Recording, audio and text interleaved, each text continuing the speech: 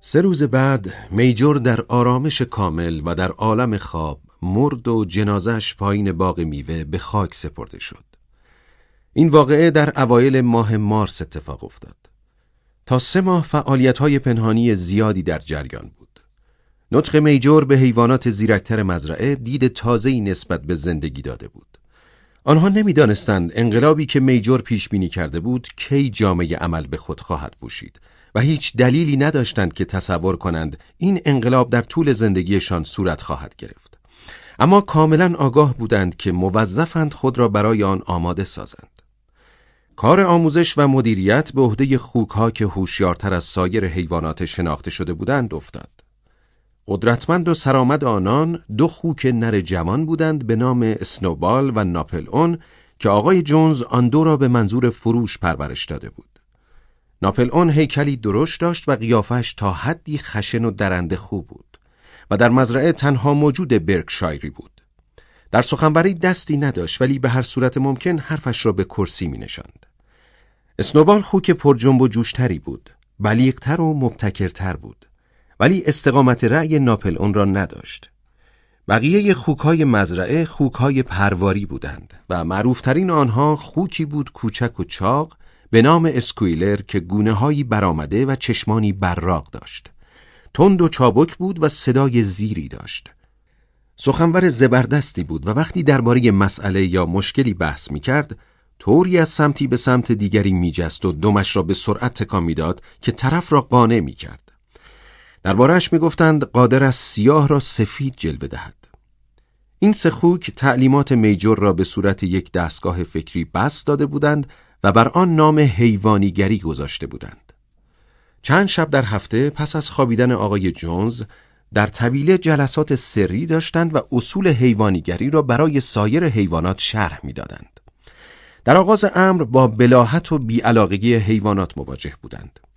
بعضی دم از وظیفه وفاداری به آقای جونز که او را ارباب خطاب می‌کردند می‌زدند و یا مطالب پیش پا افتاده‌ای را عنوان می‌کردند، از این قبیل که آقای جونز به ما علوفه می‌دهد و اگر او نباشد همه از گرسنگی هلاک می‌شویم.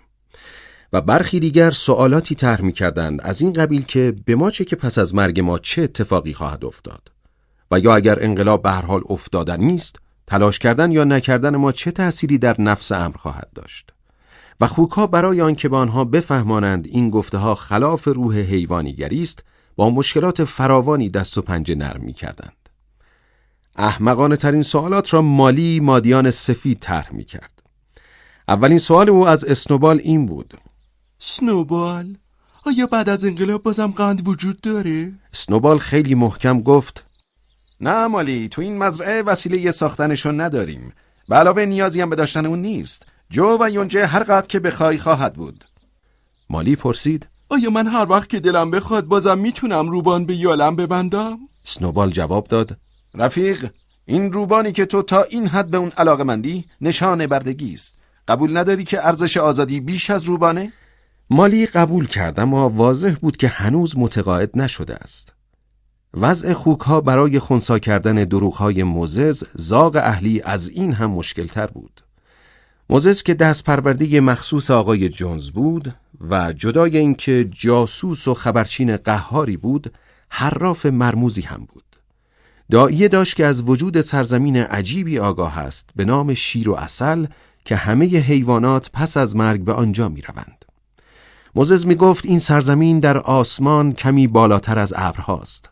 در سرزمین شیر و عسل هر 7 روز هفته یک شنبه است.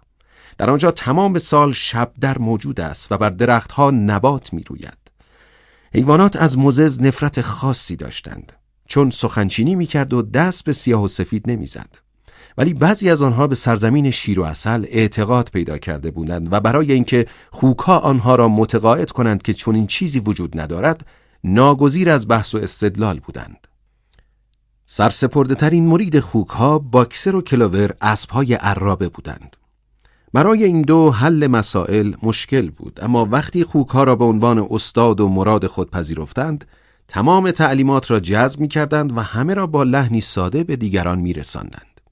هیچگاه از حضور در جلسات سری غفلت نمی‌کردند و سرود حیوانات انگلیس را که جلسات همیشه با خواندن آن ختم می‌شد رهبری می‌کردند. بر حسب اتفاق انقلاب خیلی زودتر و ساده‌تر از آنچه انتظار می‌رفت به ثمر نشست. درست است که آقای جونز ارباب بی‌مروتی بود، ولی در سالهای پیش زارع کارآمدی به شمار می‌آمد. ولی اخیراً به روز بدی افتاده بود.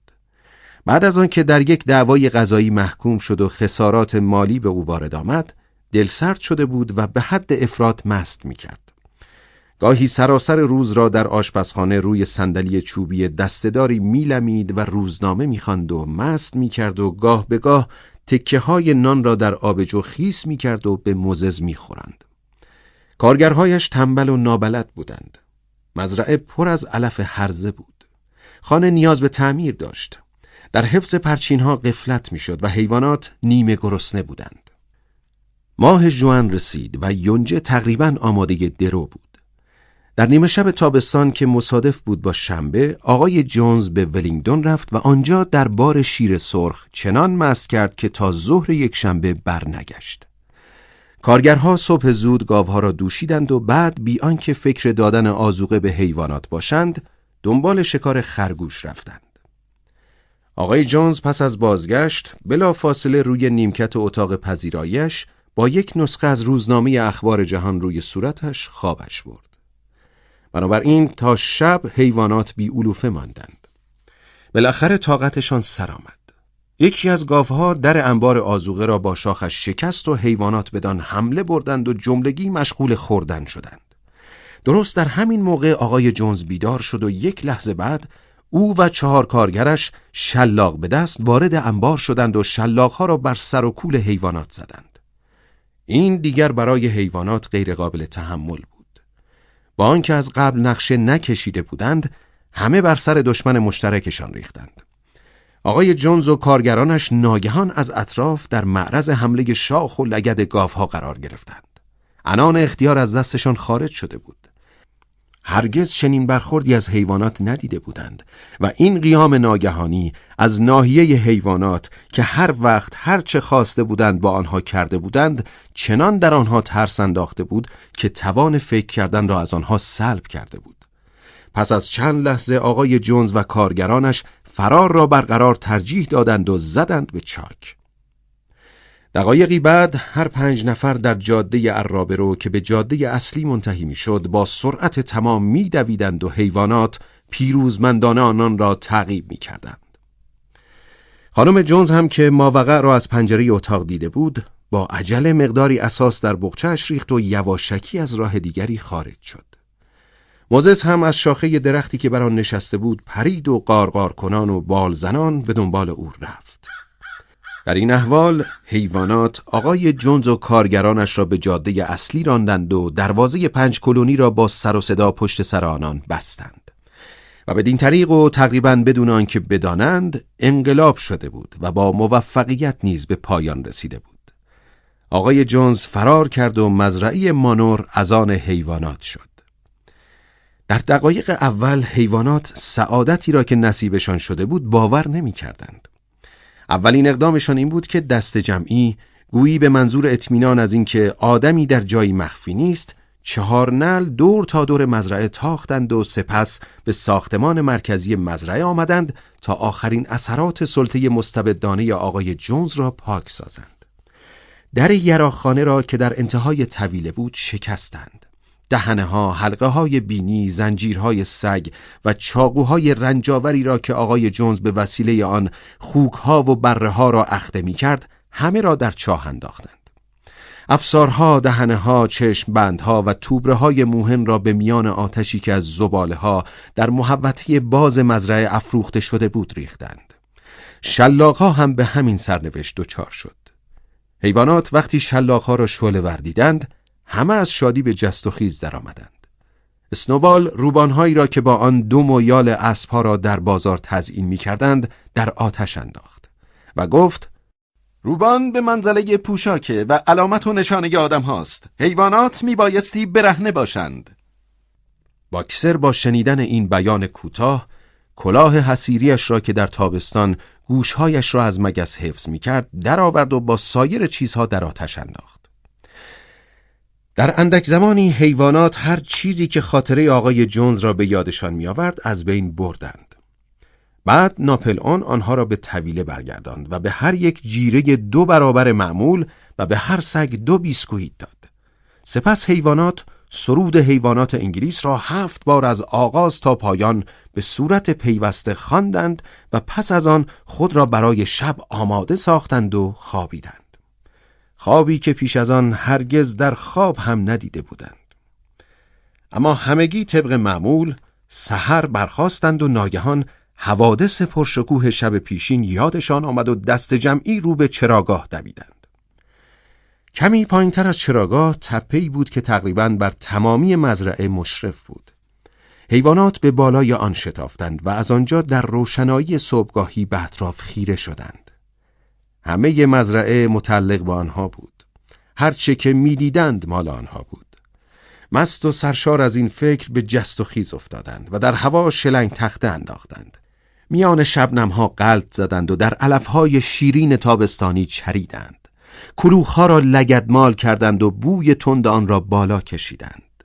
سپس به منظور بازرسی گشتی در اطراف مزرعه زدند و با سکوتی آمیخته با تحسین زمین زراعتی، یونجه‌زار، باغ میوه، استخر و جنگل کوچک را از زیر نظر گذراندند. گویی این چیزها را قبلا ندیده بودند و حتی حالا هم به سختی باور می‌کردند که همه اینها از آن خودشان است. بعد همگی به سوی ساختمان مرکزی مزرعه سرازیر شدند و پشت در ساکت و آرام ایستادند. اینجا هم حالا متعلق به آنها بود، ولی ترسیدند داخل شوند. پس از لحظه اسنوبال و ناپلئون در را به زور شانه خود باز کردند. حیوانات یکی یکی از پشت سر هم با احتیاط تا مبادا چیزی را برهم بزنند قدم به داخل گذاشتند. با نوک پا از اتاقی به اتاقی دیگر می رفتند و می ترسیدند بلند بلند حرف بزنند. به اشیای لوکس باور نکردنی، به تخت خواب‌هایی با تشک پر، به آینه‌ها، نیمکت‌ها، قالی‌های کار بروکسل و عکس باسمه ملکه ویکتوریا که بالای سر بخاری اتاق پذیرایی بود، با وحشت خیره شده بودند. تازه به پایین پله‌ها برگشته بودند که متوجه غیبت مالی شدند. برگشتند و او را در اتاق خواب پیدا کردند.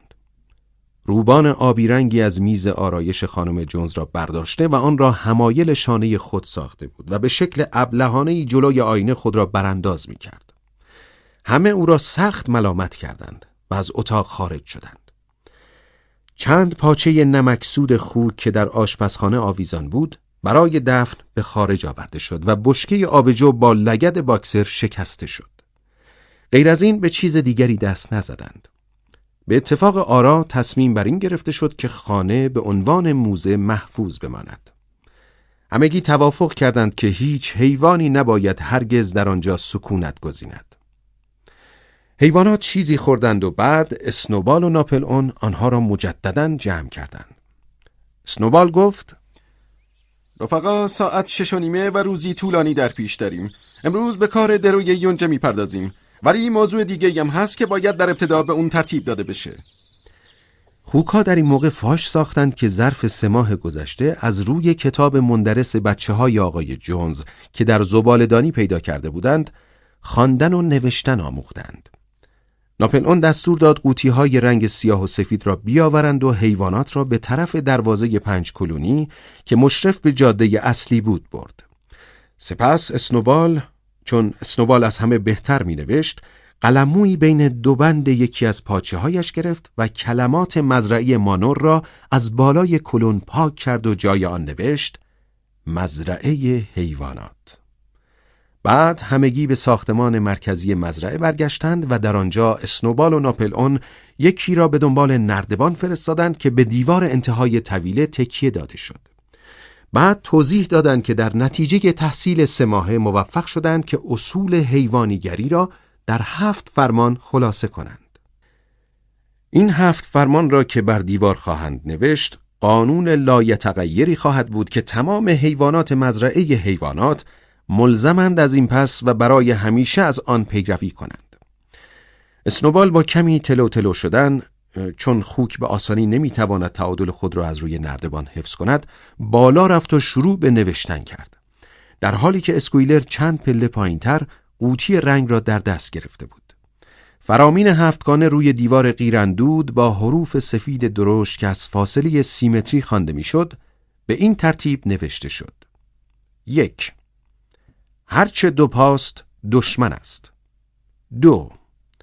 هرچه 4 پا یا بالدار است دوست است. 3. هیچ حیوانی لباس نمی پوشد. 4. هیچ حیوانی بر تخت نمی خوابد. 5. هیچ حیوانی مشروبات الکلی نمی نوشد. 6.